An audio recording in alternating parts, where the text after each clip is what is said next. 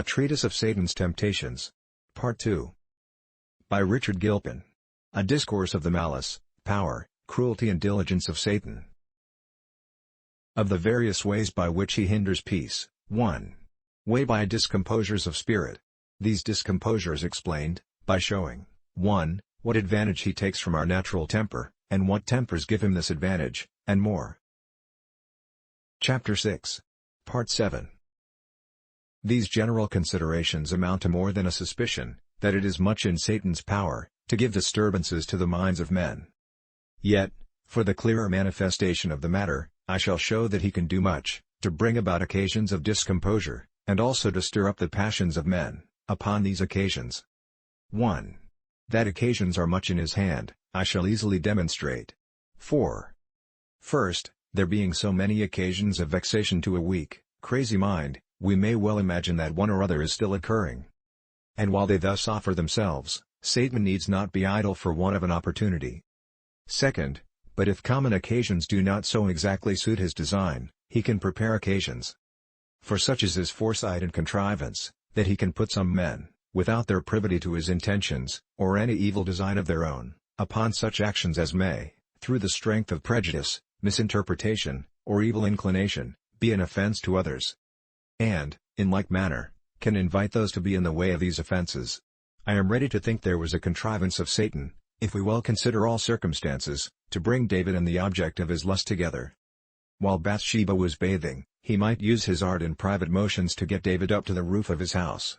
But more especially can the devil prepare occasions, that do depend upon the wickedness of his slaves. These are servants under his command. He can say to one, "Go," and he goes. And to another, "Come," and he comes.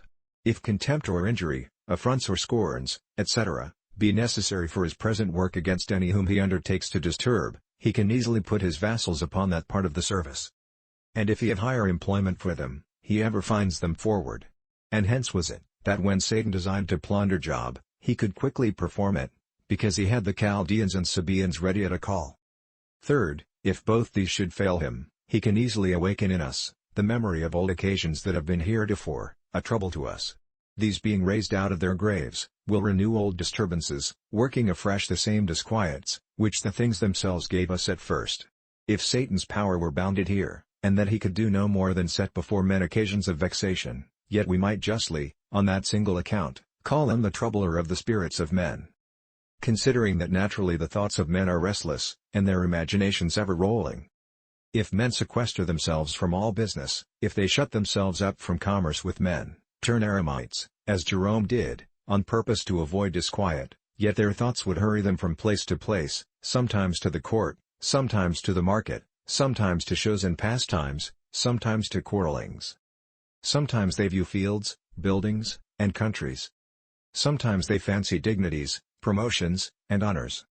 They are ever working upon one object or other, real or supposed, and according to the object, such will the affections be, high or low, joyful or sorrowful.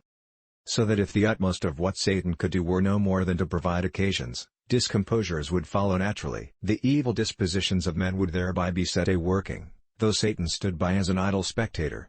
The serpent, in our breasts, as Solomon tells us, Ecclesiastes 10:11, would bite without enchantment, that is, except it were charmed. But Satan can do more than tempt objectively. When he hath provided the fuel, he can also bring fire. 4. 2. He can also set our passions on work, and incense them to greater fury, than otherwise they would arrive at. We see persons that are distempered with passion may be whetted up, to a higher pitch of rage, by any officious flatterer, that will indulge the humor and aggravate the provocation. Much more than can Satan do it, by whispering such things to our minds as he knows, will increase the flame. And therefore is it, that where the Scripture doth caution us against anger, as the proper product of our own corruption, calling it our wrath, Ephesians 4:26, 27, there also it warns us against the devil, as the incendiary, that endeavors to heighten it. And where it tells us of the disorders of the tongue, which, though a little member, can of itself do great mischief, James 3:6, there it also tells us that the devil brings it, an additional fire from hell, it is set on fire of hell. And there are several ways by which Satan can irritate the passions. As 1. By presenting the occasions worse than they are, or were ever intended, unjustly aggravating all circumstances. By this means he makes the object of the passions the more displeasing and hateful.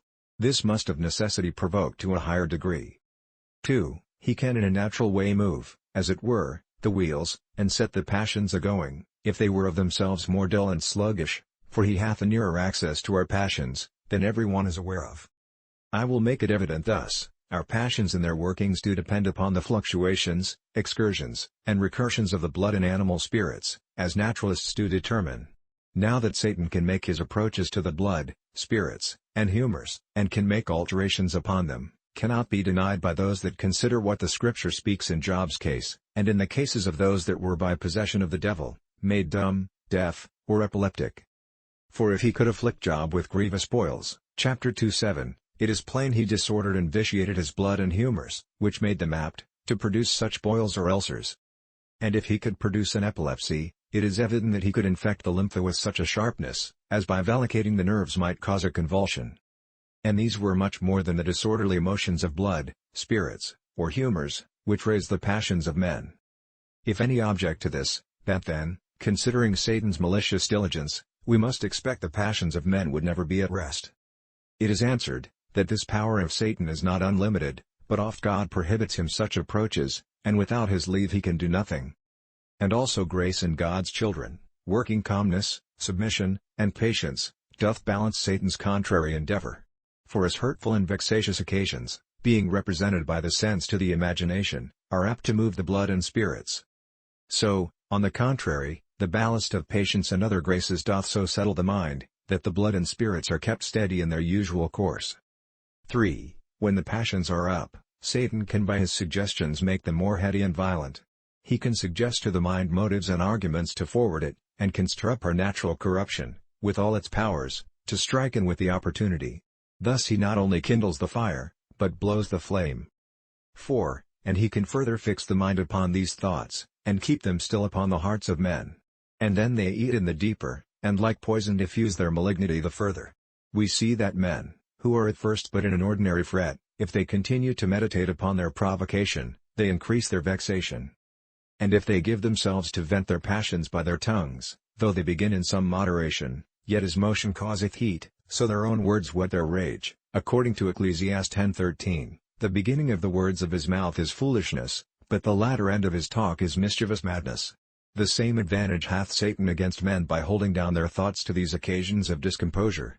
If occasions be so much in Satan's power, and he have also so great a hand over men's passions, it is too evident that he can do very much to discompose the spirits of men, that are naturally obnoxious to these troubles, except God restrain him, and grace oppose him. Thus have I spoken my thoughts of the first sort of troubles, by which Satan doth undermine the peace of men's hearts. Thanks.